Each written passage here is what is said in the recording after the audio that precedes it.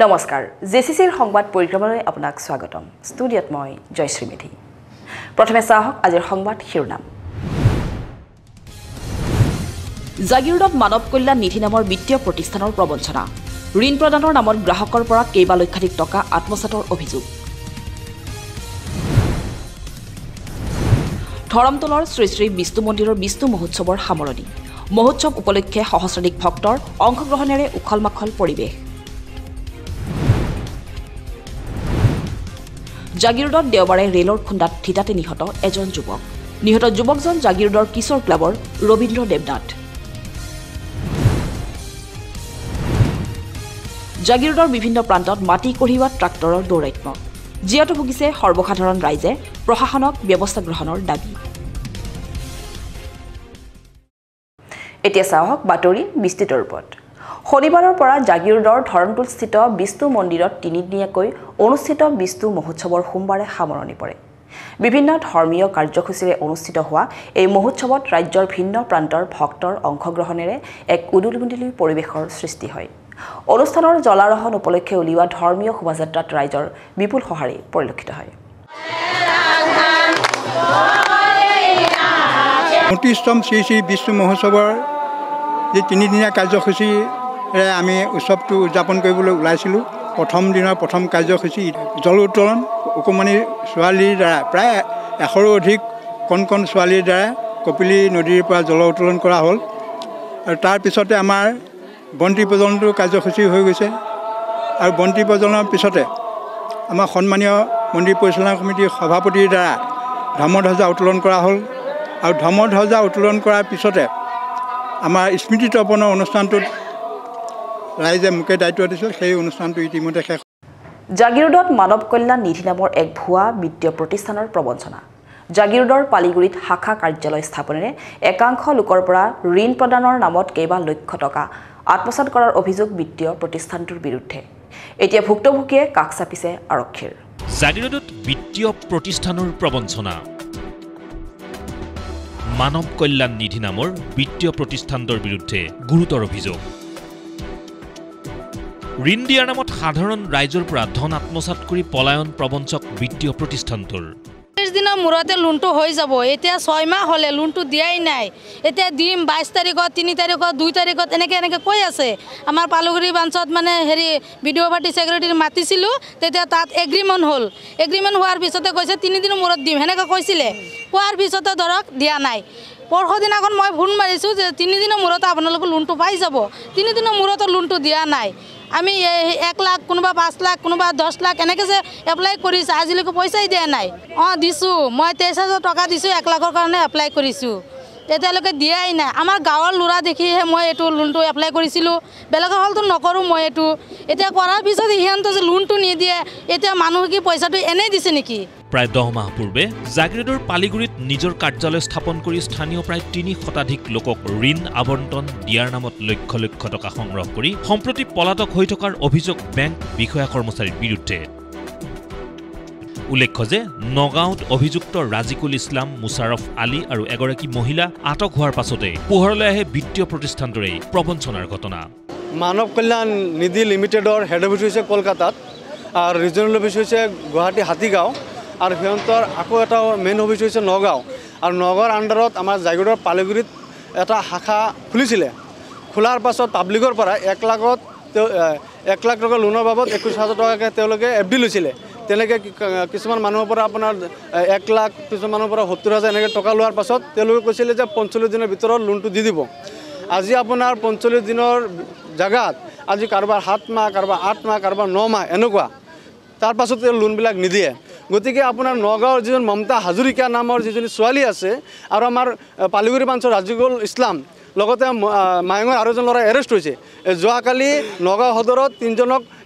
গ্ৰেপ্তাৰ কৰিছে আৰক্ষী প্ৰশাসনে গতিকে তেওঁলোকৰ এটা তদন্ত চলি আছে গতিকে এই মানুহক আপোনাৰ 6 মাহ 7 মাহ 8 মাহ মানুহক যিটো প্ৰতাৰণা কৰি আছে যিটো প্ৰবঞ্চনা কৰি আহিছে আৰু মানুহবিলাকে নিজৰ টকাৰ কাৰণে যেতিয়া ফোন কৰে যে আমাৰ লোন নালে আপোনালোক মোৰ পইচাবিলাক ঘূৰাই দিয়ক তেতিয়া মমতা হাজৰিকাই বিভিন্ন ধৰণৰ অস্থিৰ গালি গালাজ বিভিন্ন ধৰণৰ ভাবুকি দি তেওঁ এটা আপোনাৰ গুণ্ডাৰাজ চলায় এই খবৰ বিয়পি পৰাৰ লগে লগে জাগিৰোড আৰক্ষী থানাত শুকুৰবাৰে পুৱাই ভিৰ কৰেহি কেইবা শতাধিক লোকে বিত্তীয় প্ৰতিষ্ঠানটোৰ পৰা তেওঁলোকৰ ধন ঘূৰাই পাবনে নাপায় সেই সন্দৰ্ভত এতিয়া চিন্তিত হৈ পৰিছে এইসকল ভুক্তভোগী জনতা।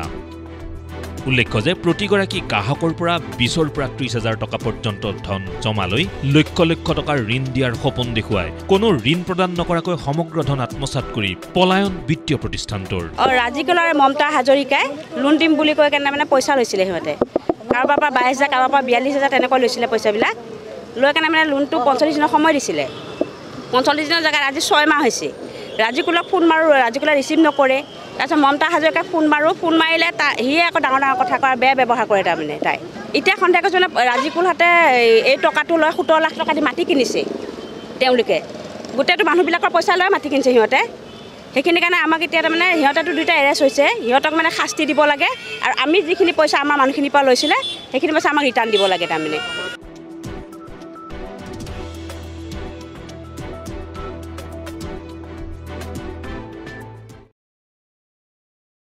দেওবাৰে জাগিৰোডৰ জাগি উচ্চতৰ মাধ্যমিক বিদ্যালয়ৰ খেলপথাৰত আয়োজিত এক বিশেষ সভাত মায়ং ৰাজচক্ৰৰ 2529টা পৰিয়ালক আনুষ্ঠানিকভাৱে ভূমিপট্টা বিতৰণ কৰা হয়। অনুষ্ঠানত মন্ত্ৰী পীযুষ হাজৰিকা আয়ুক্ত দেৱাশিষ শৰ্মাৰ প্ৰমুখ্যে আন কেইবাগৰাকীও বিশিষ্ট ব্যক্তি উপস্থিত থাকে। দেওবাৰে মিছন বসুন্ধৰা 2.0 ভূমিপট্টা প্ৰদান কৰা হয় জাগিৰোডত। মায়ং ৰাজচক্ৰৰ 2529টা ভূমিহীন পৰিয়ালক আনুষ্ঠানিকভাৱে ভূমিপট্টা বিতৰণ কৰা অনুষ্ঠানত উপস্থিত থাকে জাগিৰোডৰ বিধায়ক তথা মন্ত্ৰী পীযুষ হাজৰিকা। উল্লেখযোগ্য যে মায়ং ৰাজচক্ৰত মিছন বসুন্ধৰা 2.0ত আবেদন কৰা 22,000 লোকৰ ভিতৰত ভূমিপট্টা লাভ কৰে 2529 জনে।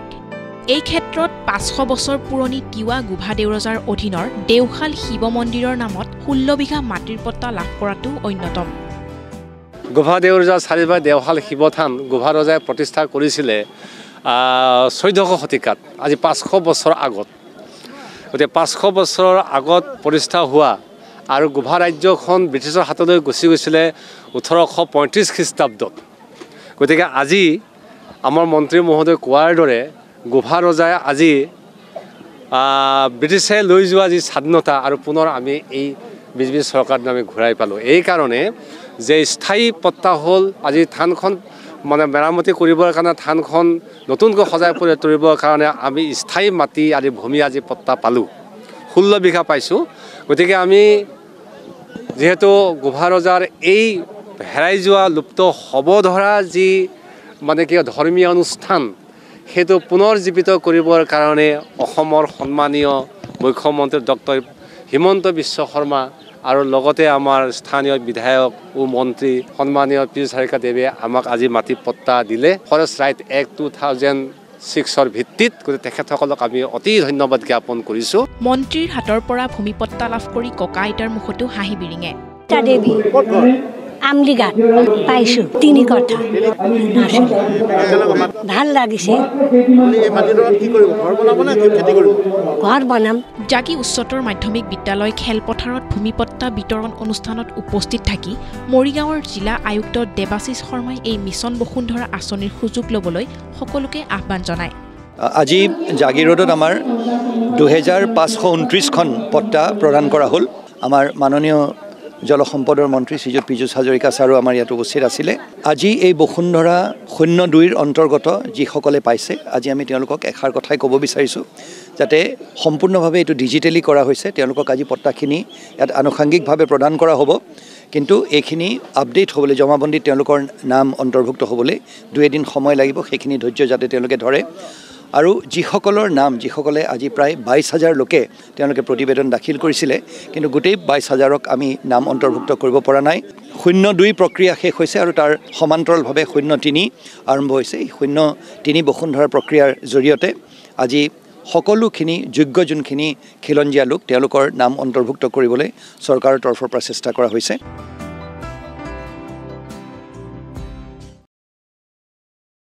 জাগিৰোডৰ উলুকুচি সাৰ্বজনীন কালী মন্দিৰৰ প্ৰাণ প্ৰতিষ্ঠা কাৰ্যসূচী সোমবাৰৰ পৰা দুদিনীয়াকৈ অনুষ্ঠিত হয়। বিভিন্ন আধ্যাত্মিক অনুষ্ঠান ৰূপায়িত হোৱা 2 দিনৰ কাৰ্যসূচীতে ভক্তপ্ৰাণ ৰাইজৰ ব্যাপক অংশগ্ৰহণেৰে এক উখল মাখল পৰিৱেশৰ সৃষ্টি হয়।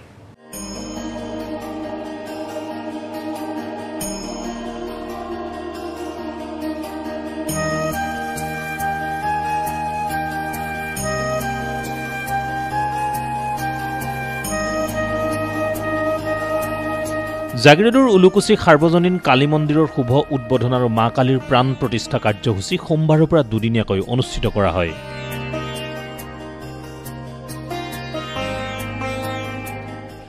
অনুষ্ঠানৰ মন্দিৰ উদ্বোধনৰ বাবে আমন্ত্ৰিত অতিথি হিচাপে উপস্থিত থাকে গুৱাহাটীৰ ৰামকৃষ্ণ মিছনৰ সম্পাদক আত্মসুধানন্দ মহাৰাজ।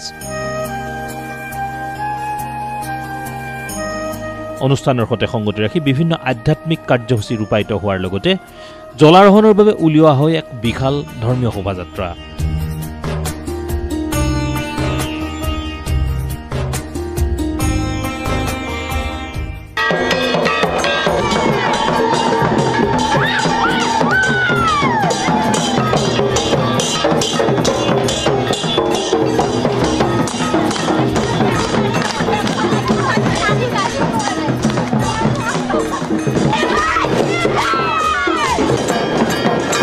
সমীপৰে কিলিং নৈৰ পৰা জলাৰোহণৰ বাবে উলিওৱা এই শোভাযাত্ৰাত স্থানীয় ৰাইজে অংশগ্ৰহণ কৰি এক উখল মাখল পৰিৱেশৰ সৃষ্টি কৰে।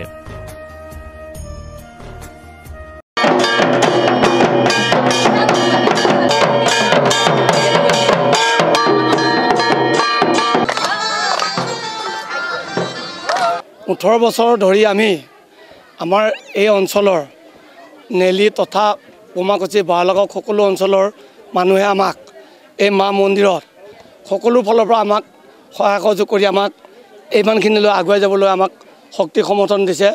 আজি আমাৰ কাৰ্যসূচী আমি যে আপোনাৰ 16 বছৰ ধৰি আমি এই আমি মাটি মূৰ্তিৰে প্ৰতিষ্ঠা কৰি আছিলোঁ। আজি আমি ৰাজস্থানৰ পৰা আমি মাৰ্বল পাথৰ মূৰ্তি আনি আমি ইয়াত স্থাপন কৰিছোঁ। সেয়ে আমি আজি দুদিনীয়া কাৰ্যসূচী আমি এই মন্দিৰ প্ৰতিষ্ঠা কৰাত আমি গুৱাহাটী ৰামকৃষ্ণ মিছনৰ আমাৰ যি মহাৰাজ তেওঁক আনি আমি আজি এই মন্দিৰ প্ৰতিষ্ঠা কৰিছোঁ। সকলো উলুকুচি তথা এই অঞ্চলৰ সকলো ৰাইজে আমি নিৰ্মাণ কৰিছোঁ।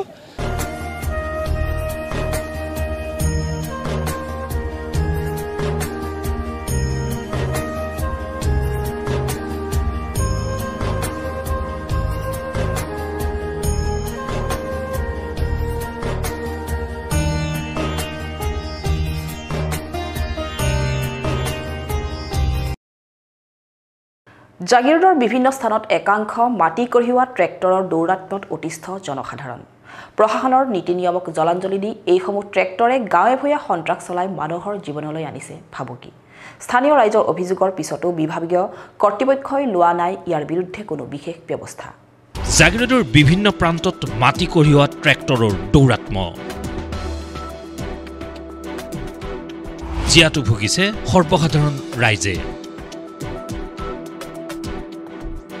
জাগিৰোডৰ কুয়াদল পালিগুৰি আৰু ধানশালীত মাটি কঢ়িওৱা ট্ৰেক্টৰৰ দৌৰাত্ম্য প্ৰশাসনৰ সকলো নীতি নিয়মক বৃদ্ধাংগুষ্ঠ প্ৰদৰ্শন কৰি একাংশ লোকে দিনে নিশাই ট্ৰেক্টৰেৰে মাটি কঢ়িওৱাৰ ফলত স্থানীয় ৰাইজৰ জীৱন আৰু সম্পত্তিৰ প্ৰতি আহিছে প্ৰচণ্ড ভাবুকি। মাটি কাটৰ অসুবিধাৰ বাবদ এনেকুৱা হৈছে মাটি ৰাস্তা মাটিৰ কাৰণে ল'ৰা ছোৱালীকেইটা স্কুলতো যাব নোৱাৰে। ইউনিফৰ্ম পইনে আহিছে, এইকেইটা ল'ৰা ছোৱালী পৰি পৰি ইউনিফৰ্মবিলাক বেয়া হৈছে, ঘৰত গৈ পেলাই চিঞৰ বাখৰ কৰিছে। এই ল'ৰা ছোৱালীকেইটা কেনেকৈ স্কুলত যাব, কেনেকৈ কি কৰিব। কুয়াদল ৰাস্তাৰ কাৰণে আমাৰ এনেকুৱা অসুবিধা হৈছে, মানে বুঢ়া মানুহবিলাকো আহিব নোৱাৰে ৰাস্তা দি, ল'ৰা ছোৱালী আহিব নোৱাৰে, স্কুলত যাব নোৱাৰে। পৰীক্ষা আহিছে, পলাচুং স্কুলত যদি কুয়াদলৰ ল'ৰা ছোৱালী নাযায় তেনেহ'লে কেনেকৈ পঢ়িব। ট্ৰেক্টৰৰ পৰা সমগ্ৰ পথছোৱাত কঢ়িওৱা মাটি উফৰি পৰাৰ ফলত ৰ'দ দিলে সমগ্ৰ পৰিৱেশ ধূলিময় হোৱাৰ বিপৰীতে বৰষুণ দিলে হৈ পৰে বোকাময়। নিতৌ বিদ্যালয়ৰ কণ শিক্ষাৰ্থীৰ লগতে স্থানীয় সহস্ৰাধিক ৰাইজে অহা যোৱা কৰা পথছোৱাত এনে ট্ৰেক্টৰৰ অটপালিৰ বাবে সঘনাই সংঘটিত হৈছে সৰু বৰ দুৰ্ঘটনা। ৰাস্তা অৱস্থা হোৱাৰ কাৰণ এইখিনিয়ে আমাৰ যোনবোৰ অবৈধভাৱে ট্ৰেক্টৰবোৰ চলি আছে সেইটোৱে পিছফালৰ পৰা মাটি পৰি পৰি ৰৈ যায়। ৰোৱাৰ পিছত ধূলি হৈছে, ধূলি হোৱাৰ এতিয়া বৰষুণ পৰাৰ পিছত যি বোকা হৈছে, বোকাটোত আমাৰ বাচ্চাবোৰ লৈ অসুবিধা হয়, আনা নিয়াত অসুবিধা হয়। সিহঁতে এক হাতে ট্ৰেক্টৰ চলায় আৰু এক হাতে প্ৰত্যেকটা ড্ৰাইভাৰৰ হাতত মোবাইলত কথা পাতি সিহঁতে ট্ৰেক্টৰ চলায়। নিজে বহুত অসুবিধাত পৰিছোঁ, কিন্তু কম কাক ক'ব লগা নাই। এতিয়া এইখিনিয়ে আমাৰ প্ৰশাসনৰ তাত দাবী উত্থাপন কৰিছোঁ মই, বিশেষকৈ আমাৰ জাগিৰোড প্ৰশাসনক।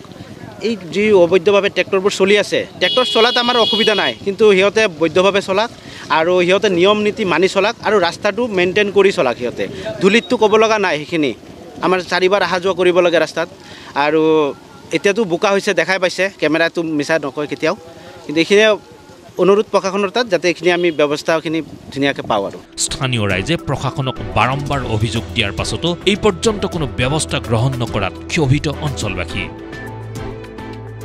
সেয়েহে প্ৰশাসনক এই ক্ষেত্ৰত শীঘ্ৰেই ব্যৱস্থা গ্ৰহণৰ বাবে পুনৰ জনালে আহ্বান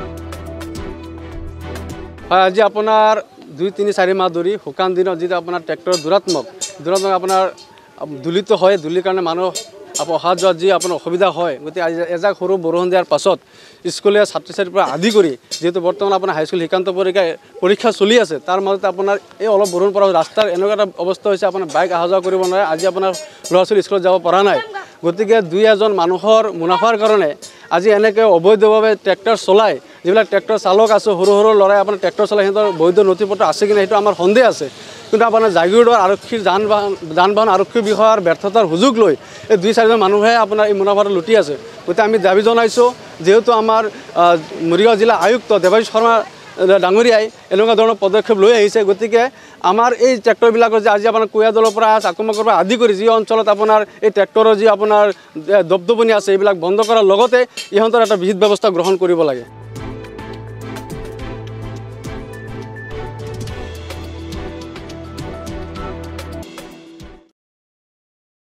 শুকুৰবাৰে নিশা সোণাপুৰৰ ডেকাচাঙত অনুষ্ঠিত হয় মন কবিতা শীৰ্ষক এক ব্যতিক্ৰমী অনুষ্ঠানৰ ৰাহুল কৌশিক নাথ ফাউণ্ডেশ্যনৰ উদ্যোগত আয়োজিত এই অনুষ্ঠানত ৰাজ্যৰ নবীন প্ৰবীণ কবিয়ে অংশগ্ৰহণ কৰি পাঠ কৰে বচা বচা কবিতা সোণাপুৰৰ ডেকাচাঙত গীত কবিতাৰ লহৰ এক নান্দনিক পৰিৱেশৰ মাজত নবীন প্ৰবীণ কবি শিল্পীৰ কণ্ঠৰে নিগৰিত হ'ল কেইবাটাও যুগজয়ী কবিতা স্বাগত যত ব্যগ্ৰ ভক্ত স্বাগত সুধীবৃন্দ স্বাগত আজি জননী হিয়াৰ সকলো চিৰ আনন্দ লাজতে লুকালো লৰালি কালৰ কোমলীয়া জলছবি লাহৌৰী হাতেৰে সাবতি ধৰিলা যিদিনা আদৰি লৈ হঠাৎ খলকে বুকু গভীৰ ব্যথাত অৱশিষ্ট আৰু এটি ৰোল জানো তাত তাহানিৰ জীয়নীয়া মাছ শুকুৰবাৰে নিশা ৰাহুল কৌশিক নাথ ফাউণ্ডেশ্যনে আয়োজন কৰা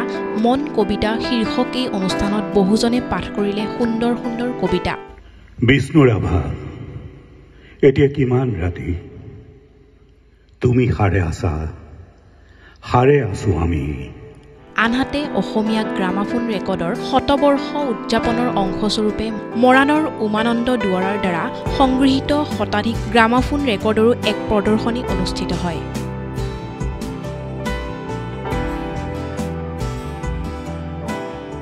ৰাহুল কৌশিক নাথ ফাউণ্ডেশ্যনে আয়োজন কৰা মন কবিতাই দ্বিতীয়বাৰৰ বাবে আহিছোঁ আৰু এই কবিতাৰ পাঠ কবিতাক যেন উদযাপন কৰা হৈছে আৰু কবিতাৰ এক সুন্দৰ অনন্য উপস্থাপনৰ যোগেদি ৰাহুল কৌশিক নাথ ফাউণ্ডেশ্যনে ৰাহুল কৌশিক নাথক শ্ৰদ্ধাৰে সুঁৱৰিছে আৰু কবিতাৰ এনেকুৱা উপস্থাপন সঁচাকৈ ভাল লাগে আমি গান শুনিবলৈ যাওঁ কবিতা শুনিবলৈও ইয়ালৈ বহু কবিতাৰ অনুৰাগী আহিছে আজি প্ৰসন্নলাল চৌধুৰী উমেশ চন্দ্ৰ চৌধুৰী বীৰেন্দ্ৰ কুমাৰ ভট্টাচাৰ্য মহিম বৰা অমলেন্দু গুহ ৰবীন্দ্ৰ চৰকাৰ তেখেতসকলক শ্ৰদ্ধাৰে স্মৰণ কৰা হৈছে গ্ৰামোফোন ৰেকৰ্ডৰ শতবৰ্ষ উদযাপনৰ এই সময়খিনিত উমানন্দ দুৱাৰা আহিছে তেখেতে গ্ৰামোফোন ৰেকৰ্ডৰ প্ৰথমখন গ্ৰামোফোন ৰেকৰ্ডৰ বিষয়ে আমাক জনাইছে তাৰ গান দুটি গীত তেখেতে গাই শুনাইছে লগতে ইয়াত বজাইও শুনাইছে আৰু এক অনন্য পৰিৱেশে ইয়াত বিৰাজ কৰিছে আৰু ভাল লাগে যে আমি নিজেই যেতিয়া কবিতা পাঠ কৰোঁ নিজৰ কিবা এটা মনত এটা প্ৰশান্তি অনুভৱ কৰোঁ কেইবাগৰাকী বিশিষ্ট ব্যক্তি অৱনী বৰা অনুপজ্যোতি চৌধুৰী তেখেতসকলেও কবিতা পাঠ কৰিছে তাৰ মাজত ময়ো এটা অংশ হ'বলৈ পাইছোঁ সেইটো মোৰ কাৰণে এটা সৌভাগ্য আৰু যিহেতু মই কটন কলেজত পঢ়িছিলোঁ সেই সময়ত কটন কলেজক লৈ যিটো কবিতা সেইটো কবিতা আমি সদায় পাঠ কৰোঁ আমাৰ নিৰ্বাচনৰ সময়তো সেইটো এটা যেন কেম্পেইনিঙৰ এটা অংশ কটন কলেজলৈ কবিতাটো সেই কবিতাটো অমলেন্দু গুহদেৱে লিখা সেই কবিতাটো আজি পাঠ কৰিবলৈ পাইছোঁ আৰু সেই স্মৃতিবোৰ সজীৱ হৈ পৰিছে কটন কলেজৰ সেই সময়খিনিলৈ আমি উভতি গৈছোঁ ইয়াত বহু কটনীয়ান আছে তেওঁলোকে মোক কৈছে যে আমি সেই সময়খিনিলৈ উভতি গৈছোঁ গতিকে সেই এটা পংক্তি আকৌ এবাৰ মাতি দিছোঁ তুমি অসমৰ দৃপ্ত প্ৰাণৰ প্ৰদীপ্ত মেজি জুই তোমাৰ নাচৰ চেমে চেমে ফুলে আশাৰ পাপৰিবোৰ উঠি অহা ডেকাদলৰ চকুত ফিৰিঙতি সানি দিয়া লুইত পাৰৰ চিৰ যৌৱনা কটন কলেজ মোৰ অনুষ্ঠানত সংগীত শিল্পী জয় বৰুৱা ৰূপম ভূঞা মৈত্ৰেয়ী পাটৰ শংকুৰাজ কোঁৱৰ কবি বিপুলজ্যোতি শইকীয়া, আবৃত্তিকাৰ অনুপজ্যোতি চৌধুৰী, নয়ন প্ৰসাদ প্ৰমুখ্যে বহুকেইজন বিশিষ্ট ব্যক্তি উপস্থিত থাকে।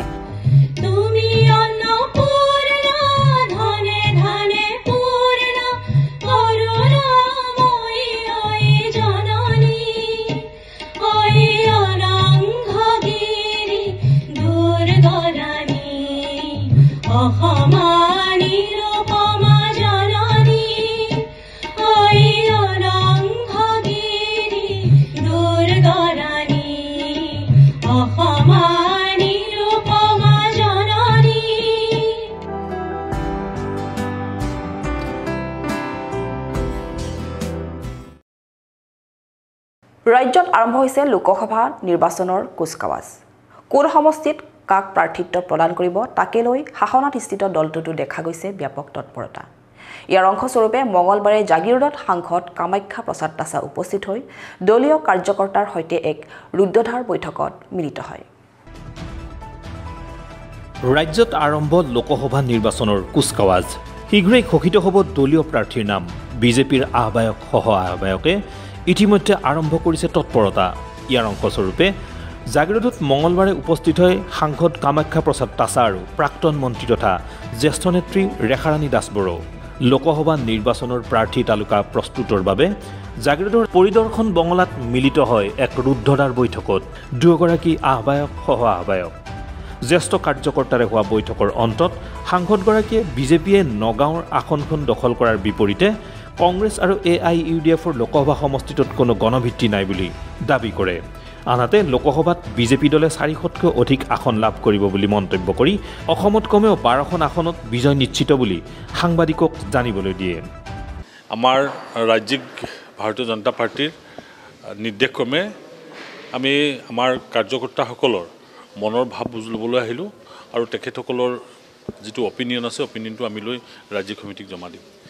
নগাঁও সমষ্টিটো আমি জিকিব লাগে। আমি আশা কৰিছোঁ যে এই সমষ্টিটো আমি জিকিম। মাননীয় মুখ্যমন্ত্ৰী ডাঙৰীয়াই যিধৰণে নগাঁও সমষ্টিত কাম কৰিছে, সমগ্ৰ অসমত কাম কৰিছে আৰু প্ৰধানমন্ত্ৰী নৰেন্দ্ৰ মোদী ডাঙৰীয়াই আমি নিশ্চিত যে তেওঁ তৃতীয়বাৰৰ কাৰণে প্ৰধানমন্ত্ৰী হ'ব। গতিকে আমি এই সমষ্টিটো তাত সংযোজন ঘটাব পাৰিলে ভাল। ইতিমধ্যে আমাৰ এটা টাৰ্গেট হৈছে যে ভাৰতীয় জনতা পাৰ্টীয়ে 400, ভাৰতীয় জনতা পাৰ্টী আৰু ভাৰতীয় জনতা পাৰ্টীৰ যি এলায়েন্স পাৰ্টী আছে সকলোৱে মিলি আমি 400 আসন পাৰ কৰিম। ভাৰতীয় জনতা পাৰ্টীয়ে নিজে 370খন আসনৰ টাৰ্গেট দিছে আৰু মই ভাবোঁ এইটো আমি অনায়াসে কৰিব পাৰিম। প্ৰধানমন্ত্ৰী ডাঙৰীয়াৰ দূৰদৰ্শী নেতৃত্বৰ ফলত ভাৰতবৰ্ষৰ সকলো ৰাইজে মোটামুটিভাৱে আজিৰ তাৰিখত সুৰক্ষিত আৰু উন্নয়নৰ যিটো ধাৰা সেই ধাৰা মানুহক স্পৰ্শ কৰিছে। গতিকে প্ৰধানমন্ত্ৰী নৰেন্দ্ৰ মোদী ডাঙৰীয়াৰ নেতৃত্বক শক্তিশালী কৰাৰ কাৰণে নগাঁও তাত যোগদান দিব, এই কথা আমি আশাবাদী। কংগ্ৰেছৰ কথা আমি নাজানো, তেওঁলোকৰ 10গৰাকী বিচাৰে, 20গৰাকী বিচাৰে, তেওঁলোকে সমষ্টিত নিজিকে যেতিয়া আমাৰ ভাবিবলগীয়া একো নাই। আমিতো 14খনে বিচাৰিম, কিন্তু আমি 12খন আমি ভাবিছোঁ, তাৰ লগত আৰু যদি হৈ যায় আমাৰ ভাল হ'ব।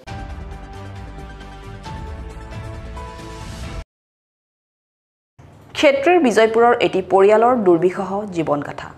পৰিয়ালৰ আটাইকেইজন লোকেই জটিল ৰোগত আক্ৰান্ত হোৱাত চিকিৎসাৰ বাবে নাই পৰ্যাপ্ত ধন। সেয়েহে দুৰ্ভগীয়া পৰিয়ালটোৱে বিচাৰিলে ৰাইজ তথা চৰকাৰৰ সহায়। ডিমৰীয়াৰ ক্ষেত্ৰীৰ বিজয়পুৰ গাঁৱৰ এটি দুৰ্ভগীয়া পৰিয়ালৰ কৰুণ জীৱনগাথা। পৰিয়ালৰ আটাইকেইগৰাকী লোকেই ৰোগাক্ৰান্ত হোৱাত এতিয়া চিকিৎসা ব্যয়ৰ বাবে হাহাকাৰময় অৱস্থা পৰিয়ালটোৰ। পৰিয়ালটোৰ একমাত্ৰ উপাৰ্জনকাৰী উৎপল বৰ্মন বৃক্কজনিত ৰোগত আক্ৰান্ত হৈ শয্যাগত হোৱাত এতিয়া পত্নী আৰু কন্যাই পাৰ কৰিছে দুৰ্বিষহ জীৱন। উল্লেখ্য যে লোকজনৰ পত্নী আৰু কন্যাও জটিল ৰোগত আক্ৰান্ত হৈ সম্প্ৰতি চিকিৎসাধীন। সেয়েহে একমাত্ৰ উপাৰ্জনকাৰীৰ লগতে অন্য দুয়োগৰাকী পৰিয়ালৰ সদস্য ৰোগাক্ৰান্ত হোৱাত চিকিৎসাৰ ক্ষেত্ৰত হ'ব পৰা ব্যয় বহন কৰিবলৈ অপাৰগ হৈ পৰিছে পৰিয়ালটো। মই ৰূপালী তালুকদাৰ বৰ্মন, মোৰ স্বামী উৎপলজ্যোতি বৰ্মন। মই ক্ষেত্ৰী বিজয়পুৰ নিবাসী। তেওঁ আজি বহুদিন ধৰি প্ৰায় 2 বছৰৰ পৰা তেওঁ অসুস্থ, শাৰীৰিকভাৱে বহুতেই অসুস্থ। তেখেত মানে গোটেই বডি তেওঁ ফুলি গৈছে। তেওঁ ট্ৰিটমেণ্টত মানে গম পাইছোঁ তেওঁ কিডনিৰ প্ৰব্লেম। গতিকে মোৰ ছোৱালীজনীও আজি এবছৰ হ'ল, তাইৰো মানে টিউমাৰ হৈছিলে পেটত, তাইৰো অপাৰেশ্যন হৈ এতিয়া তাইৰো ট্ৰিটমেণ্ট চলি আছে। আজি 3 বছৰ আগত মোৰো মানে কিডনি অপাৰেশ্যন হৈছিলে, ময়ো চেন্নাইত এতিয়া ট্ৰিটমেণ্ট হৈয়ে আছে মোৰ। কিন্তু মোৰ দুৰ্ভাগ্যবশতঃ মই মানে আৰ্থিক অৱস্থা বেয়া হোৱাৰ কাৰণে মই নিজৰ শৰীৰৰ মানে চিকিৎসাৰ কাৰণে মই যাব পৰা নাই, চেকআপত মই যাব পৰা নাই। স্থানীয় দুই এক হৃদয়বান লোকে সহায় আগবঢ়াইছে যদিও সেয়া পৰ্যাপ্ত নহয়। এই পৰিয়ালটোৰ যিটো এতিয়া অৱস্থা, এই অৱস্থাটো দেখি মই সঁচাকৈ বৰ দুখ পাইছোঁ, মৰ্মাহত হৈছোঁ। কাৰণ পৰিয়ালটোৰ এনেকুৱা এজন প্ৰাণী নাই যিজনে এতিয়া সুস্থ। তেওঁলোকৰ পৰিয়ালত 4গৰাকী তেওঁলোকৰ পৰিয়ালৰ, আৰু তেওঁৰ মাক আছে, মাকো অসুস্থ, আৰু বৰ্তমান চিকিৎসা এতিয়া শয্যাগত হৈ আছে উৎপল বৰ্মন নামৰ যিজন মোৰ ভাতৃ সদৃশ, মোৰ যদিও তেজৰ সম্পৰ্ক নাই তথাপি মোৰ একদম সৌদৰ ভাইৰ নিচিনা। গতিকে তেওঁৰ এতিয়া শয্যাগত অৱস্থাটো দেখি মই সঁচাকৈ বৰ দুখ পাইছোঁ। আৰু তেওঁৰ পৰিবাৰ আমাৰ ৰূপালী বৰ্মনো ভেলোৰত চিকিৎসাধীন হৈ আছে। আৰু তেওঁৰ ডাঙৰ ছোৱালীজনী আজি প্ৰায় এবছৰমান আগতে পেটত টিউমাৰ হৈ টিউমাৰৰ অস্ত্ৰোপচাৰ কৰিব লগাত পৰিছে। গতিকে এতিয়া এনেকুৱা এটা পৰিয়াল যিটো পৰিয়ালৰ এতিয়া এজনো সুস্থ নাই।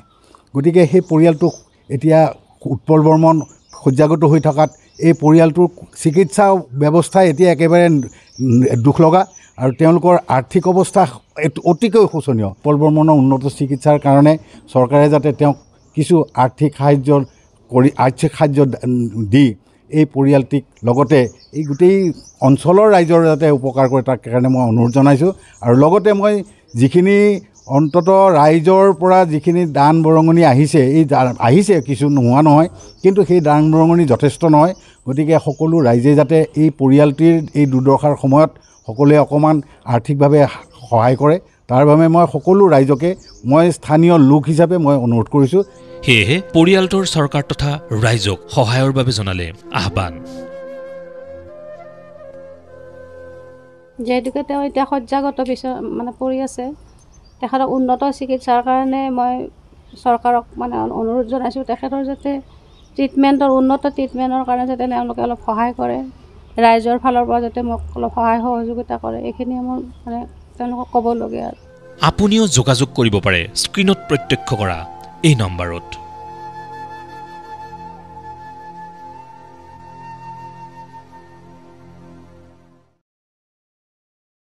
সদৌ অসম বাঙালী পৰিষদ মৰিগাঁও জিলা সমিতিৰ সংবাদমেল। জাগিৰোডত এই সংবাদমেল যোগে পৰিষদৰ নেতৃত্বই ক্ষোভ উজাৰে চৰকাৰৰ বিৰুদ্ধে। মিছন বসুন্ধৰা আঁচনিকে ধৰি বিভিন্ন সুবিধাৰ পৰা বাঙালী হিন্দু লোকসকল বঞ্চিত হোৱাৰ অভিযোগ বাঙালী পৰিষদৰ।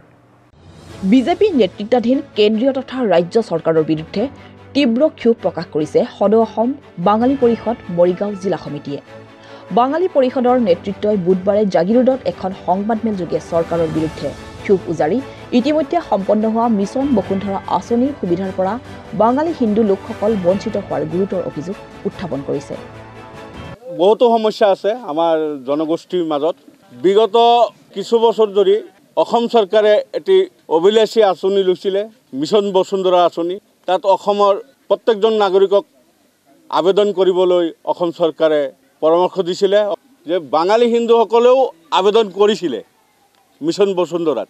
কিবা চক্ৰান্তৰ ফলতে হওক, কিবা গাফিলতিৰ ফলতে হওক, বাঙালী হিন্দুক নেগলেক্ট কৰি চৰকাৰে বাঙালী হিন্দুক মাটিৰ পট্টা দিয়াৰ পৰা বঞ্চিত কৰিলে। সেয়ে আমি সদৌ অসম বাঙালী পৰিষদে তীব্ৰভাৱে অসম চৰকাৰক আমি গৰিহণা জনাইছোঁ। বাঙালী হিন্দুক মাটিৰ পট্টাৰ পৰা বঞ্চিত কৰা নচলিব। আমি সদৌ অসম বাঙালী পৰিষদে মাৰবান্ধি থিয় হৈছোঁ আৰু অসম চৰকাৰৰ ওচৰত দাবী জনাইছোঁ অচিৰেই বাঙালী হিন্দুক মাটিৰ পট্টা প্ৰদান কৰিব লাগে।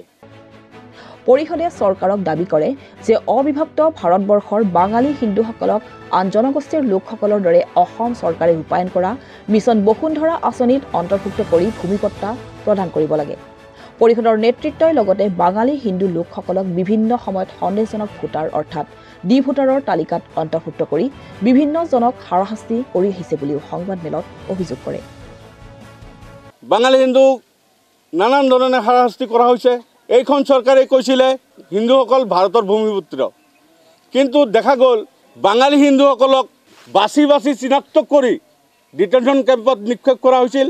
নাগৰিকত্বলৈ সন্দেহজনক ভাৱ এটা ধৰা হৈছে আৰু বিদেশী জাননী প্ৰেৰণ কৰা হৈছে, আজিও প্ৰেৰণ কৰা হৈ আছে। তাৰ ফলত বহুতো মানুহ আত্মহত্যা কৰিব লগা হৈছিল। বাঙালীসকলে হিয়া উজৰি বিজেপি দলক ভোটদান কৰিছিলে। 90% ভোটদান কৰাৰ ফলতে অসমত আৰু কেন্দ্ৰত বিজেপি চৰকাৰ শাসনৰ গাড়ীত আহিছিল। কিন্তু শাসনৰ গাদীত অহাৰ লগে লগে বাঙালী হিন্দুসকলক বৈষম্য কৰা হৈছে। পৰিষদে চৰকাৰৰ বিৰুদ্ধে হুংকাৰ দি কয় যে যদি বাঙালী হিন্দুসকলৰ এই দাবীসমূহ অতি শীঘ্ৰে কাৰ্যকৰী নকৰে তেনেহ'লে পৰৱৰ্তী সময়ত দিল্লীত আমৰণ অনশন কৰি তীব্ৰ প্ৰতিবাদ সাব্যস্ত কৰিব। আমাৰ মুখ্যমন্ত্ৰী ডাঙৰীয়াৰ বিধানসভা চলাকালীনত এটা মন্তব্য দিছিলে যে বসুন্ধৰা 2 আৰু এতিয়া আমাৰ বসুন্ধৰা 3 আহি আছে। এই বসুন্ধৰা 3 ভূমিহীন খিলঞ্জীয়া মানুহক তাৰমানে তেওঁলোকে পট্টা দিয়াৰ কথা কৈছে, প্ৰদান কৰা হ'ব। কিন্তু আমাৰ সদৌ বাঙালী পৰিষদৰ প্ৰশ্ন যে অবিভক্ত ভাৰতৰ যিখিনি আমাৰ ভূমিপুত্ৰ আছে অৰ্থাৎ হিন্দু বাঙালীসকল তেখেতসকলৰ কি হ'ব? আমাৰ প্ৰশ্ন যে লোকসভা নিৰ্বাচনৰ আমাৰ 2014 নিৰ্বাচনৰ পৰা আমাৰ প্ৰায় 99% বেংগলী লোকসকলে আমাৰ বিজেপিত ভোট দি আছে। কিন্তু আচৰিত কথা যে আজি আমাৰ ভাৰত চৰকাৰত বিভিন্ন যিবিলাক আমাৰ ৰাজ্য আছে সেইবিলাকত কিন্তু হিন্দুসকলক যি হিচাপে প্ৰায়ৰিটি দিয়া হয় সেই হিচাপে কিন্তু আমাৰ অসমত দিয়া হোৱাত আমি দেখা নাই। আমাৰ প্ৰায় বাঙালীসকলে যি হিচাপে ভোট দিয়ে বিগত চৰকাৰবোৰত আমাক কমকৈ ভোট দিয়া হৈছিলে, তথাপিতো আমাৰ 2জন 3জন 4জন মানে মন্ত্ৰী আছিল আমাৰ ভাষিক সংখ্যালঘুৰ পৰা। কিন্তু আমাৰ 99% ভোট দিয়াৰ পিছতো আমাৰ কিন্তু এতিয়া আমি সকলো অধিকাৰৰ পৰা বঞ্চিত। আমি এটা কিবা কথা যে কম সেনেকুৱা মানুহ নাই এতিয়া আমাৰ তাৰমানে প্ৰতিনিধি নাই। যোৱা দেওবাৰে আমাৰ ভূমিপট্টা দিছে আমাৰ ভকত গাঁৱত জাগিৰ সমষ্টিৰ প্ৰায় কিমান 2500মান মানুহে মাত্ৰ পাইছে। বাকীসকল মানুহৰ যি প্ৰায় ইয়াতে 10-15 হাজাৰ মানুহে এপ্লাই কৰিছিল, গোটেইবিলাক মানুহে পোৱা নাই।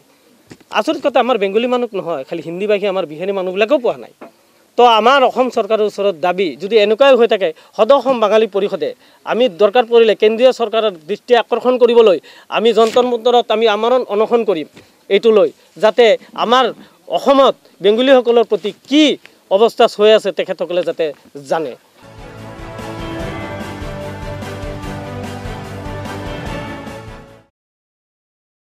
এতিয়া চাওঁ আহক এটা বিশেষ খবৰ। জাগিৰোডত এখন বিশেষ পোষ্টাৰক লৈ এতিয়া সৰ্বত্ৰ প্ৰতিক্ৰিয়া। মঙলবাৰে নিশা জাগিৰোডৰ জ্যোতিনিবাস হাইস্কুলৰ চৌহদৰ দেৱালত 7টা বিশেষ দাবী সম্বলিত এই পোষ্টাৰিঙক লৈ এতিয়া সৃষ্টি হৈছে এই প্ৰতিক্ৰিয়াৰ। সন্মিলিত সনাতন সমাজ শীৰ্ষক এক সংগঠনৰ উদ্ধৃতিৰে এই পোষ্টাৰিঙৰ জৰিয়তে খ্ৰীষ্টিয়ান মিছনেৰী শিক্ষানুষ্ঠানখনলৈ জনোৱা হৈছে কেইবাটাও বিশেষ আহ্বান। পোষ্টাৰখনত প্ৰধানকৈ খ্ৰীষ্টান মিছনেৰী পৰিচালিত শিক্ষানুষ্ঠানসমূহে ভাৰত বিৰোধী কাৰ্যকলাপৰ পৰা বিৰত থাকিবলৈ সকিয়নি প্ৰদানেৰে 7টা দাবী এই পোষ্টাৰিঙৰ যোগেৰে উল্লেখ কৰা হয়। ইয়াৰ ভিতৰত নতুন শিক্ষানীতিৰ প্ৰতি অৱজ্ঞা বন্ধ কৰা, ধৰ্ম নিৰপেক্ষতাৰ প্ৰতি সন্মান প্ৰদৰ্শন কৰা, শিক্ষানুষ্ঠানৰ পৰা ধৰ্মীয় সাজপাৰ প্ৰতীকচিহ্ন বৰ্জন কৰা, ভাৰতৰ সভ্যতা সংস্কৃতি নষ্ট কৰাৰ ষড়যন্ত্ৰ বন্ধ কৰা আদি অন্যতম। সন্মিলিত সনাতন সমাজ শীৰ্ষক এক অখ্যাত সংগঠনে নিশাৰ ভিতৰতে এনেদৰে পোষ্টাৰিঙেৰে বিদ্যালয়খনলৈ সকিয়নি প্ৰদান কৰা কাৰ্যই সম্প্ৰতি সমগ্ৰ অঞ্চলজুৰি লাভ কৰিছে বিশেষ চৰ্চা। উল্লেখ্য যে জাগিৰোডৰ জ্যোতিনিবাস হাইস্কুলত নাৰ্চাৰীৰ পৰা 10ম শ্ৰেণী পৰ্যন্ত প্ৰায় 1300 শিক্ষাৰ্থী বৰ্তমানেও অধ্যয়নৰত আৰু 1985 চনতে স্থাপিত এই বিদ্যালয়খনৰ পৰা বহু ছাত্ৰ ছাত্ৰী প্ৰতি বছৰে সুখ্যাতিৰে উত্তীৰ্ণ হৈ আহিছে।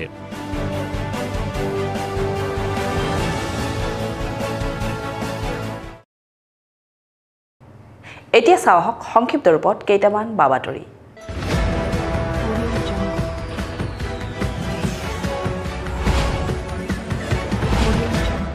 জাগিৰোডত ৰেলৰ খুন্দাত নিহত হয় ৰবীন্দ্ৰ দেৱনাথ নামৰ 18 বছৰীয়া যুৱক। দেওবাৰে জাগিৰোডৰ নেতাজী ক্লাবৰ সমীপৰ ৰেলপথ পাৰ হ'ব লওঁতেই ৰেলে খুন্দোৱাৰ ফলত থিতাতে নিহত হয় যুৱকজন। নিহত যুৱকজন জাগিৰোডৰ কিশোৰ ক্লাবৰ ৰবীন্দ্ৰ দেৱনাথ বুলি জানিব পৰা গৈছে। যুৱকজন জাগিৰোডৰ বিনায়ক একাডেমীৰ একাদশ শ্ৰেণীৰ ছাত্ৰ আছিল। ঘটনাস্থলীত ৰেলৱে আৰক্ষী উপস্থিত হৈ মৃতদেহ মৰণোত্তৰ পৰীক্ষাৰ বাবে প্ৰেৰণ কৰিছে। ছাত্ৰজনৰ মৃত্যুত এতিয়া অঞ্চলজুৰি পৰিছে শোকৰ ছাঁ।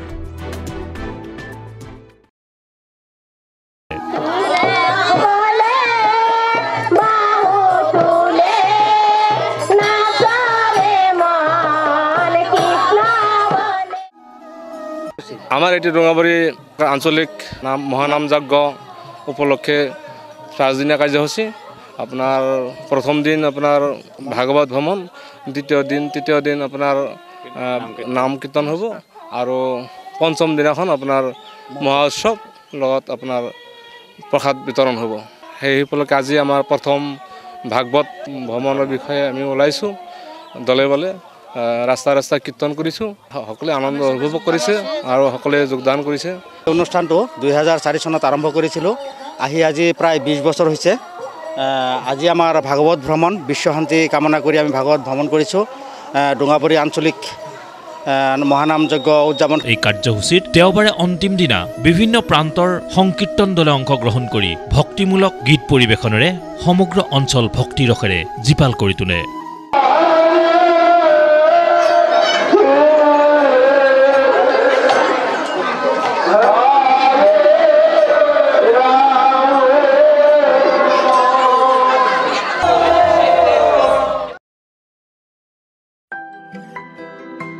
জাগিৰোডৰ জ্যেষ্ঠ নাগৰিক সমিতিৰ উদ্যোগত শুকুৰবাৰে দিনজোৰকাই অনুষ্ঠিত হয় বিনামূলীয়া চকু চিকিৎসা শিবিৰ। জাগিৰোডৰ সাহিত্য ভৱনত জ্যেষ্ঠ নাগৰিক সমিতিয়ে আয়োজন কৰা এই চকু চিকিৎসা শিবিৰত গুৱাহাটীৰ ERC আই কেয়াৰ হস্পিটেলৰ বিশেষজ্ঞ ডাক্তৰে ৰোগীৰ চকু পৰীক্ষা কৰাৰ লগতে ঔষধো আগবঢ়ায়। আনহাতে প্ৰয়োজন সাপেক্ষে চশমা অতি কম মূল্যতে যোগান ধৰাৰ লগতে আয়ুষ্মান কাৰ্ডৰ দ্বাৰা বিনামূলীয়াকৈ চকুৰ অস্ত্ৰোপচাৰৰ ব্যৱস্থা গ্ৰহণ কৰাৰ কথাও জানিবলৈ দিয়ে। জাগিৰোড জ্যেষ্ঠ নাগৰিক সমিতিৰ উদ্যোগত গুৱাহাটীস্থ ERC আই কেয়াৰ হস্পিটেলৰ সহায়ত আমি জাগিৰোড জ্যেষ্ঠ নাগৰিকৰ যিমানবিলাক ব্যক্তি আছে এই অঞ্চলত চকু চিকিৎসাৰ কাৰণে আমি আমন্ত্ৰণ জনাইছিলোঁ। আজি এটা খুব শুভ দিন। আমাৰ ইয়াত প্ৰায় 150মান চকু ৰোগী আহিছে আৰু ইয়াত বিনামূলীয়াভাৱে চকু চিকিৎসা কৰাই তেখেতসকলক ড্ৰপ আদি ইয়াতে বিনামূলীয়াকৈ দিয়া হ'ব। আমাৰ ইয়াত কোনো ভৰ্তি মাচুল নালাগে। আৰু এটা সুখবৰ, যিসকল ৰোগীয়ে চশমা বিচাৰে বা তেখেতসকলৰ প্ৰয়োজন হয় অতি সুলভ মূল্যত 200 পৰা 500 টকাৰ ভিতৰত আমি চশমাও যোগান ধৰিম। আৰু যিসকল চকু ৰোগীৰ অপাৰেশ্যন কৰিব লগা ব্যৱস্থা হয়, অপাৰেশ্যনৰ ক্ষেত্ৰত আমি সুলভ মূল্যত, যদি আয়ুষ্মান কাৰ্ড থাকে তেতিয়াহ'লে 1 পইচাও নলয়, আৰু আয়ুষ্মান কাৰ্ড নাথাকিলেও অতি কম মূল্যত গুৱাহাটীৰ ডাউনটাউন হস্পিটেলৰ লগত টাই আপ কৰা আছে, তাত অপাৰেশ্যন কৰা হ'ব। আৰু তেখেতসকলৰ নিজা হস্পিটেলতো আছে নগাঁও আৰু তেজপুৰত, তাত গ'লেও অতি কম মূল্যত চকু পৰীক্ষা কৰি পুনৰ তেওঁলোকক চশমা দিয়া আৰু অপাৰেশ্যন কৰাৰ ব্যৱস্থা কৰিব। এই বিনামূলীয়া চকু চিকিৎসা শিবিৰত প্ৰায় 150 শতাধিক লোকে অংশগ্ৰহণ কৰে।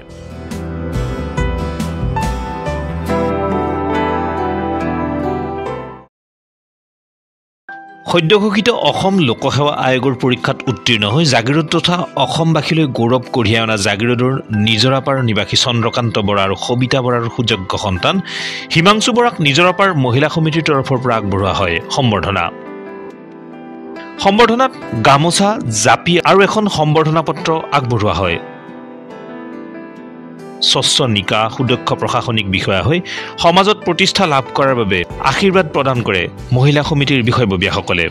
হয়, মই নিজৰাপাৰ মহিলা সমিতিৰ সকলো সদস্যকে অশেষ ধন্যবাদ জ্ঞাপন কৰিছোঁ যে তেওঁলোকে মোক আজি ইয়ালৈ মাতি ইমানখিনি মৰম আৰু আদৰ দিলে। আৰু মই বিশ্বাস কৰোঁ যে এতিয়া আগন্তুক মোৰ কৰ্মৰত জীৱনত মই তেওঁলোকৰে আশীৰ্বাদ লৈ আৰু আগুৱাই যাব পাৰোঁ। নিজৰাপাৰ মহিলা সমিতিৰ সম্পাদিকা নিৰুপ্ৰভা ডেকাই আগধৰা সম্বৰ্ধনা অনুষ্ঠানটোত জাগিৰোড নিজৰাপাৰৰ মহিলাসকল আৰু ৰাইজ উপস্থিত থাকে।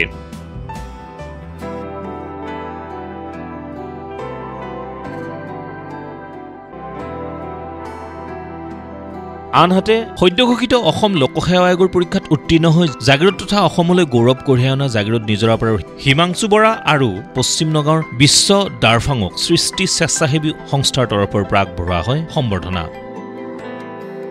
সম্বৰ্ধনাত গামোচা আৰু সম্বৰ্ধনা পত্ৰ প্ৰদান কৰা হয়। আজি এই অনুষ্ঠানটো খুব সুন্দৰ অনুষ্ঠান। তেওঁলোকে খুব কম সময়ত এনেকুৱা এটা সুন্দৰ অনুষ্ঠানত আমাক আমন্ত্ৰিত কৰি এনেকুৱা সন্মান আৰু মৰম দিলে, তাৰ বাবে জাগিৰোড সৃষ্টি স্বেচ্ছাসেৱী এই অনুষ্ঠানটিক খুব আন্তৰিক ধন্যবাদ জনাইছোঁ। স্বচ্ছ নিকা আৰু সুদক্ষ প্ৰশাসনিক বিষয়া হৈ সমাজত প্ৰতিষ্ঠা লাভ কৰাৰ বাবে স্বেচ্ছাসেৱী সংস্থাটোৰ বিষয়ববীয়াসকলে আটাইকেইগৰাকীকে আশীৰ্বাদ আগবঢ়ায়। আজি সৃষ্টি স্বেচ্ছাসেৱী অনুষ্ঠানৰ ফালৰ পৰা অসম লোকসেৱা আয়োগৰ দ্বাৰা পৰিচালিত সংযুক্ত প্ৰতিযোগিতামূলক পৰীক্ষা 2022ত কৃতকাৰ্যতাৰে সফলতা অৰ্জন কৰা 3জনক আমি সম্বৰ্ধনা জনাবৰ কাৰণে আমন্ত্ৰণ কৰিছিলোঁ, কিন্তু দুৰ্ভাগ্য এজনে বিশেষ কাৰণত আহিব নোৱাৰিলে। বাকী দুজন হিমাংশু বৰা আৰু বিশ্ব দৰ্পাঙক আমি আজি সম্বৰ্ধনা জনালোঁ। আৰু যিসকল ব্যক্তি ইয়াত উপস্থিত হৈ আমাক দিহা পৰামৰ্শ দি সফলতাৰে এই কাৰ্যসূচীটো পৰিচালনা কৰাত সহায় সহযোগিতা আগবঢ়ালে, তেওঁলোকক ধন্যবাদ দিলোঁ।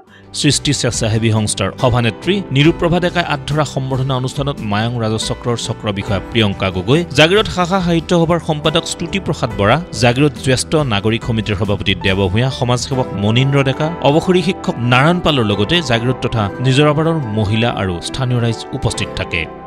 আজি জাগিৰোডৰ সৃষ্টি স্বেচ্ছাসেৱী সংগঠনে আমাৰ জাগিৰোড অঞ্চলৰ পৰা বিগত যিটো অসম লোকসেৱা আয়োগৰ সংযুক্ত প্ৰতিযোগিতামূলক পৰীক্ষা আছিলে, তাতে যিসকলে সফলতা লাভ কৰিছিলে তাৰ ভিতৰে 3জন সফল পৰীক্ষাৰ্থীক সম্বৰ্ধনা জনোৱা হৈছে।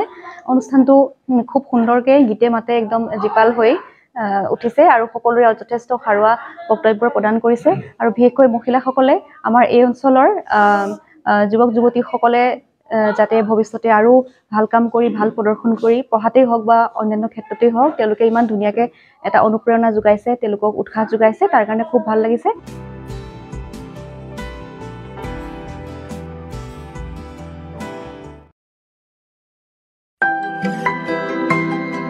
শৈক্ষিক ক্ষেত্ৰত জাগিৰোডত নতুন সংযোজন হ'ল ইকৰা এক্সেলেন্স একাডেমী। ৰবিবাৰে জাগিৰোডৰ কুয়াদলত প্ৰতিষ্ঠা হোৱা ইকৰা একাডেমীৰ পতাকা উত্তোলন কৰে বিদ্যালয়ৰ মুখ্য উপদেষ্টা জিয়াবুৰ ৰহমানে। আনহাতে বিদ্যালয়খনৰ দ্বাৰ মুকলি কৰে শিক্ষক আলী উল্লাহ চাহেব আৰু সমাজসেৱক উদ্ধৱ মেধিয়ে। ইয়াৰ সৈতে সংগতি ৰাখি অনুষ্ঠিত কৰা মুকলি সভাত সভাপতিত্ব কৰে বুঢ়াবুঢ়ী ইকৰা এক্সেলেন্স একাডেমীৰ অধ্যক্ষ বুলবুল আহমেদে। ইকৰা এক্সেলেন্স একাডেমীৰ অধ্যক্ষ হানিফ আলীয়ে উদ্দেশ্য ব্যাখ্যা কৰা এই সভাত অঞ্চলটোৰ কেইবাগৰাকীও বিশিষ্ট ব্যক্তি আৰু ছাত্ৰ ছাত্ৰী আৰু শিক্ষক শিক্ষয়িত্ৰীসকল উপস্থিত থাকে। বিদ্যালয়ৰ শুভোদ্বোধনী কাৰ্যসূচী আছিল আৰু ৰাতিপুৱা 8 বজাৰ পৰা আমাৰ কাৰ্যসূচী চলি আছিল। প্ৰথম কাৰ্যসূচী আমি স্বচ্ছ অভিযানৰ পৰা আদি কৰি আমাৰ প্ৰদৰ্শনীৰ পৰা আদি কৰি বৰ্তমান 1 বজাত মুকলি সভাৰ পৰা আদি কৰি সকলো কাৰ্যসূচীত আমাৰ মানে সমাপ্ত হৈছে। কুয়াদল, ডুঙাবুৰী, পালিগুৰি, চেনিমাৰী, কাকৰজলা, গুনুচা সকলো ৰাইজৰ সহযোগতেই আমি এই ল'ৰা ছোৱালী পাবলৈ সক্ষম হৈছোঁ। আৰু আমাৰ স্থানীয় গাঁওবুঢ়াও ইয়াত উপস্থিত আছে, তেখেতেও মোক বহুত ভাল দিহা পৰামৰ্শ দিছে।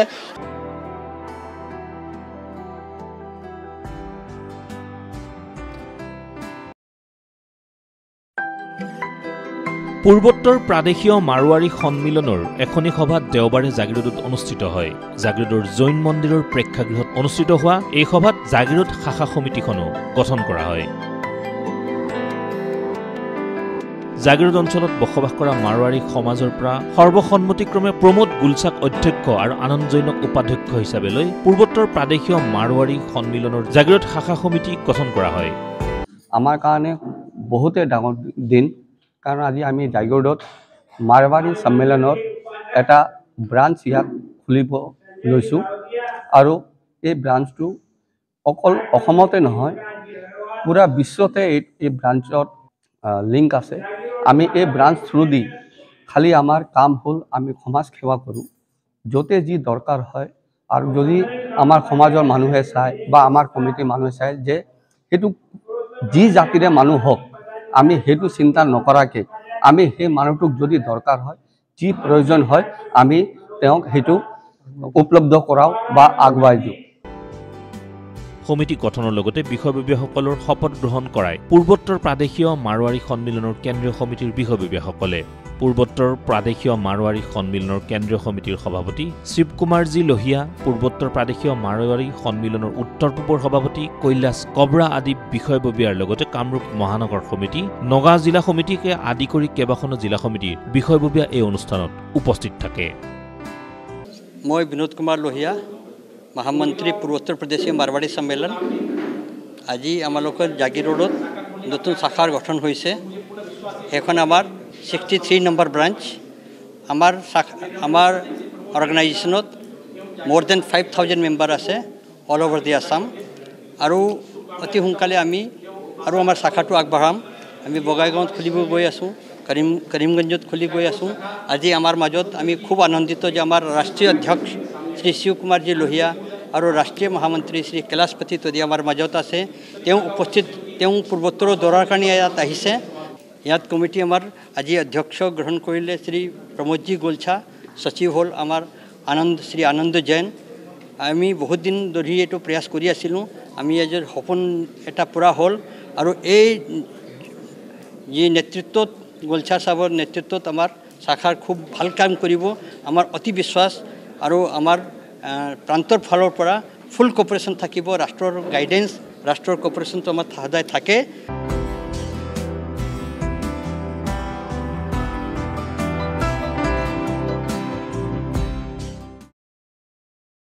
ক্ষেত্ৰীৰ ধূপগুৰিৰ ৩৭ নং ৰাষ্ট্ৰীয় ঘাইপথত বুধবাৰে নিশা ভয়ংকৰ পথ দুৰ্ঘটনা। TH08GH9514 নম্বৰৰ এখন পালচাৰ বাহন দুৰ্ঘটনাত পতিত হোৱাত থিতাতে নিহত হয় এজন বাইক আৰোহী। আনহাতে অন্য 2 বাইক আৰোহীক সংকটজনক অৱস্থাত আৰক্ষীয়ে ৰাইজৰ সহযোগত চিকিৎসালয়লৈ প্ৰেৰণ কৰে। জাগিৰোডৰ পৰা মহানগৰ অভিমুখী বাইকখনক অচিনাক্ত বাহনে খুন্দিয়াই থৈ পলায়ন কৰাৰ সন্দেহ স্থানীয় ৰাইজৰ। দুৰ্ঘটনাত নিহত যুৱকজন নেলিৰ শিলচাঙৰ ধ্ৰুৱজ্যোতি বড়ো বুলি চিনাক্ত কৰা হৈছে। ঘটনাস্থলীত ক্ষেত্ৰী আৰক্ষী উপস্থিত হৈ মৃতদেহ উদ্ধাৰ কৰি মৰণোত্তৰ পৰীক্ষাৰ বাবে প্ৰেৰণ কৰিছে। আপোনাৰ এই ঘৰৰ পৰা ইফালে এজেগাত যাব আহি আছিলোঁ, আহি পেলাই দেখা পাওঁ যে ইয়াতে 3জন ল'ৰা পৰি আছে ৰাস্তাত, মানুহবিলাক গোট খাই আছে। দেখা পালোঁ যে বাইকত আহি আছিলে নেকি 3জনো, ইয়াতে পৰি আছে। দেখা পালোঁ এম্বুলেঞ্চ মাতিলোঁ, প্ৰশাসনৰ মানুহ মাতিলোঁ। এজনটো 10-15 মিনিট পিছতে ঢুকালে আৰু এজন আপোনাৰ কঁকালত দুখ পাইছে। সেইকেইজন আপোনাৰ মেডিকেল লৈ যোৱা হৈছে। কি জেগা কয় এইখিনি? এইখিনি আপোনাৰ ধূপগুৰি বুলি কয়। ধূপগুৰি বিনামূলীয়া ধাবা আছে। পুলিচ আহিছে? পুলিচ আহিছে, হয়। পুলিচ ফোন কৰাৰ লগে লগে পুলিচ আহিছে, এম্বুলেঞ্চো আহিছে।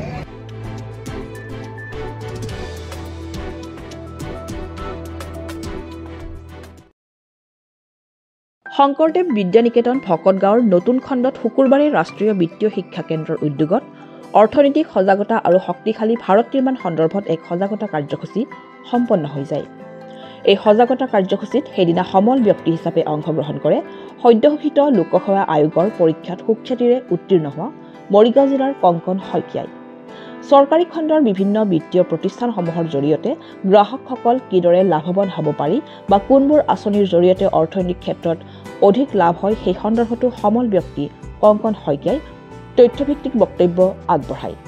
এই কাৰ্যসূচীত নিকেতনখনৰ আচাৰ্যসকলৰ লগতে ছাত্ৰ ছাত্ৰীসকলৰ পাঠ্যক্ৰমত থকা বিত্তীয় দিশটোত হ'ব পৰা লাভ লোকচানৰ বিষয়েও ভাৰত চৰকাৰৰ অনুমতি সাপেক্ষে পৰামৰ্শ আগবঢ়ায়। নিকেতনখনৰ এই বিশেষ কাৰ্যসূচীত শংকৰদেৱ বিদ্যা নিকেতন ভকতগাঁৱৰ প্ৰধান আচাৰ্য গিৰেণ কুমাৰ ডেকা, নিকেতন পৰিচালনা সমিতিৰ সভাপতি কুমুদ চন্দ্ৰ ডেকা, ACS কংকন শইকীয়াৰ পিতৃ লক্ষ্মী শইকীয়া আদি উপস্থিত থাকে। বিত্তীয় শিক্ষাৰ ওপৰত national centre for financial education বুলি এটা চেণ্ট্ৰেল গভৰ্ণমেণ্টৰ সংগঠন, তেওঁলোকৰ আণ্ডাৰত এইটো ফাইনেন্সিয়েল লিটাৰেচি এটা প্ৰজেক্ট গোটেই ইণ্ডিয়াতে চলি আছে আৰু তাৰ ৰিচোৰ্চ পাৰ্চন হিচাপে মই আজি এই প্ৰগ্ৰামটো ইয়াত কণ্ডাক্ট কৰিলোঁ।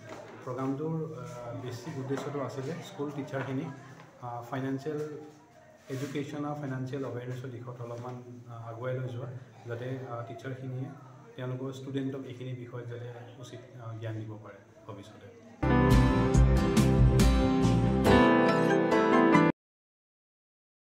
আজিৰ সংবাদ পৰিক্ৰমা ইমানতে সামৰিছোঁ।